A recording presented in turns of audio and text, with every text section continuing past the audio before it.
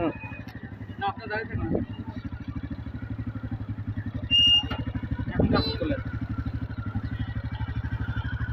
আমার ভিডিওতে আজকে আমি জাস্ট যেভাবে গাড়িটা চালাই আসলাম 2-3 বার ব্রেক করলাম, একদম নতুন যারা কোনো দিন বাইক চালায় না, শুধু বাইসাইকেল চালাইতে পারে, হ্যাঁ, তারা সেম আমার মতো যদি এইভাবে আধা ঘন্টা প্র্যাকটিস করে একদম 100%, তারপরে সে একা একাই মোটর সাইকেল চালাইতে পারবে।